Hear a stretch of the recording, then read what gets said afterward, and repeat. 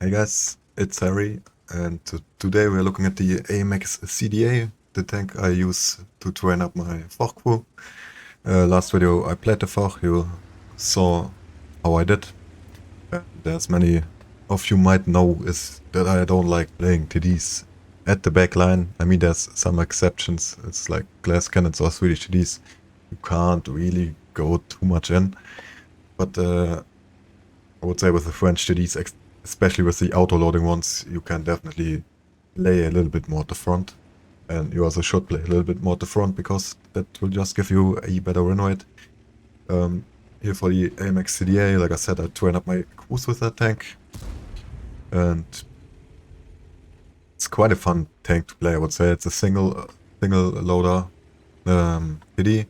Doesn't have the highest DPM, I don't know it out of my head. Got a 390 alpha, 260 damage, the 260 alpha on the premium mounts. And look at the APCR velocity 1500. You just can auto aim on enemies at range and you basically just hit them. For the heat you got 310 pen, which is quite nice. Also 390 alpha. The AG is nothing too special, 53 pen, 480 alpha.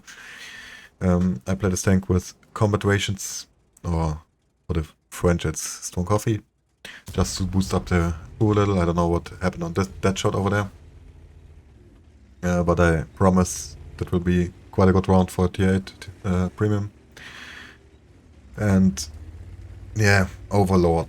I'm kinda hating this map.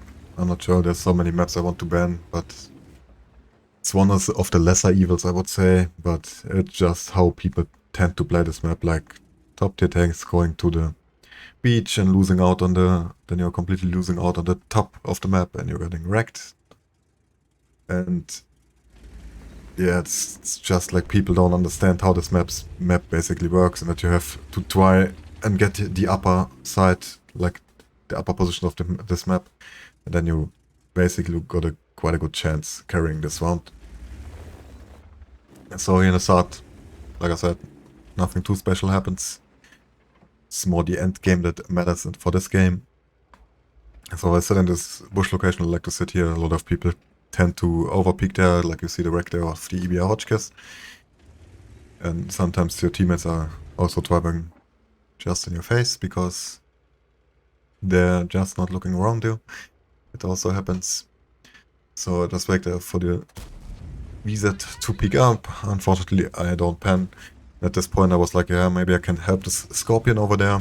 Would be quite helpful if we can keep him alive, because if he dies over there, we will lose the 9 line, and that will just lead for the enemy to push in. But still some nice TD support in the back with in the form of an ISU and a Jack Tiger, which is quite helpful. There the D30 massively overpeaks, I pop up. Can easily pen his upper plate even if it's angled because of the high penetration. And also the caliber, I think it's a 105 gun, yes, because it's called a CDA 105, that means the gun is caliber 105, so easy money there. So we are back here, quite 3 tanks behind the enemy, lost tier 9 already, enemies only lost 2 tier 7s and a tier 8. And yeah, on this map the situation is a little campy, I would say. It's like, there's nothing too crazy happening here. We're basically waiting, but we actually have to push this side because the enemy won the 3-4 line. And I realized that, so I turn around and I'm like, yeah, I have to go forward, push this, because the Jack Tiger will never move, even if he's the top tier tank. But he decides to stay in the back, which is quite a big fail at him, because he has to realize the other side is getting taken.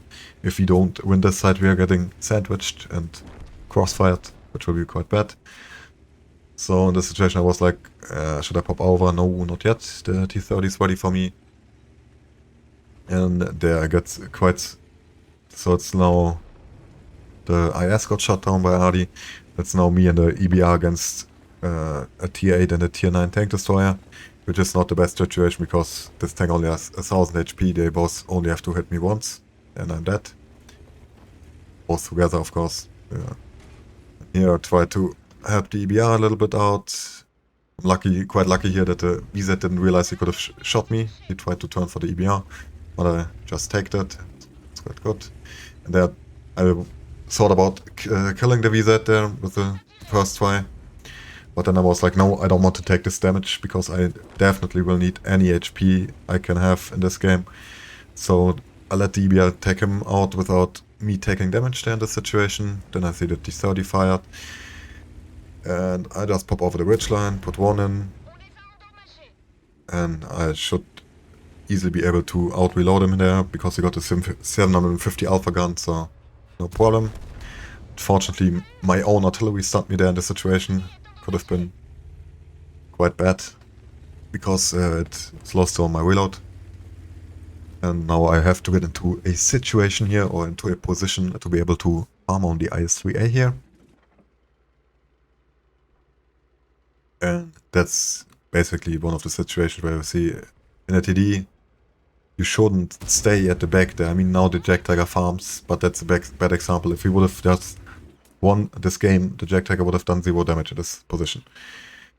And it's like, in your TD, you can, if it's got some mobility, you can go forward, you can try and outplay your enemies. In this case it worked because it wasn't 1-on-1. It won't always work. Sometimes you just get caught and you die, because if you get tracked, you have a problem. And in that situation now we took the side, we were able to shut down the IS-3A there, because we got the angle on him. Unfortunately, our EBR, who played quite good before, was too greedy, and I think he wanted to go for artillery, but he got shut down there by the Borsig, and now I try to get another angle. Now I'm in the middle, and I'm basically playing a medium tank role here, because in your 2D you normally don't flank, you normally don't move positions, but if you have the mobility, why not? Quite some bad marksmanship there on the latest shot there, was a little bad. Now I got the angle and I can kill him. And it's like I'm still using bush mechanics and stuff here in this situation. It's not like I'm going all in there on my enemies, but still not camping at the backline. I'm looking for an intelligent play here, a play that will be helpful to my team to take this down, and not camp, because camping often loses you games, and you will definitely be able to do more damage and to get a higher win rate by just playing a little bit more proactive. And that's just what's making me mad about all those TD players. Like the enemy T30, he played right, he didn't camp. In the T30, it's the best example. T30 is not a TD, it's a heavy tank. T30 should never stay at the backline and snipe. He should just go hull down in front of his enemies and then shit on them. That's another big example. I see so many T30s camping, and I'm quite mad at that, because that's not a camper tank. It's a tank that wants to be at the front line hull down. And here quite some nice result. The Jack Tiger pushed on the 80-15. Because I had the side, I got the kill. No problem. So for now, loading AG rounds, because there's only 2 RDs and a Borsig left, which I all can penetrate with the AG.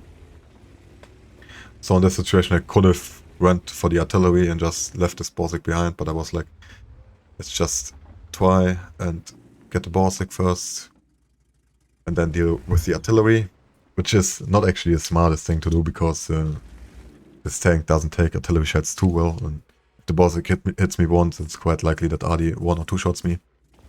So it might have been a little misplay here. But I also wanted to try to keep our artillery alive and help the Jack Tiger out there with the Borsig, because I didn't think at the moment that he would be able to handle the Jack Tiger, the Borsig on himself. So I just tried to help him out there. And there's the Borsig, and I don't know what happened to that shot, but it's just what it is sometimes. It got stuck there in the ridgeline, but it happens. At least the Jack Tiger puts a nice shot in, and then I low roll there on the AG, because the AG, oh, I'm actually not low rolling, the AG is 480 alpha. And then I was like, I have to finish him off now.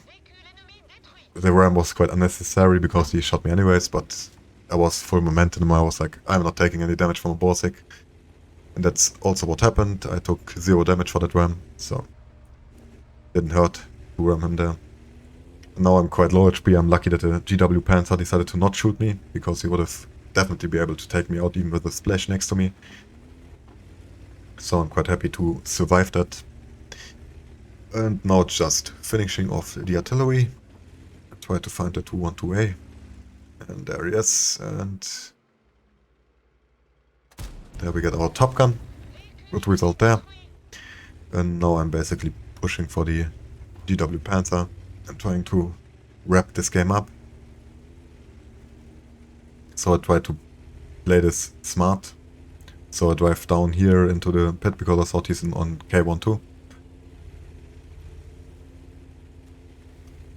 And because I was spotted at H9 before, I thought like he will definitely think I will come from this side if he's here. So I try to get exactly the other way around to fool him that he's not preempted at me, and I might be able to get the kill here. But I realized that he's not here and just pushed on, and I was pretty sure he went down the 2 line because he can't be in this back thing because I was quite close here. I drove pretty much like that, and I should have been able to spot him back here. Except he's got an insane camo skills and is sitting stationary behind the bush. But maybe even then I would have spotted him because of the good view range I have on this tank. So I was pretty sure he went down the 2 line, and I'm just looking for him there. And we hasten this a little bit up because it's quite boring to watch. Go, go, go, go. And there's the artillery. We take a name, we take a name, we take a name, and then we shut him down. So quite a nice result here. We'll take a quick look at the post-game stats, and then we wrap this episode up. We are back, guys. So looking at the post-game stats, we were able to pick up the Ace Tanker, my first one. I was quite happy to receive it. Got ourselves a Pascucci medal for killing the 2 artilleries, a Top Gun for the 7 kills, and a high caliber for the 4,649 damage, and got some assistance as well, 600, nothing too crazy. For the team score here, we were able to pick up the 1,474 base, which is really good. I was quite happy with that result. And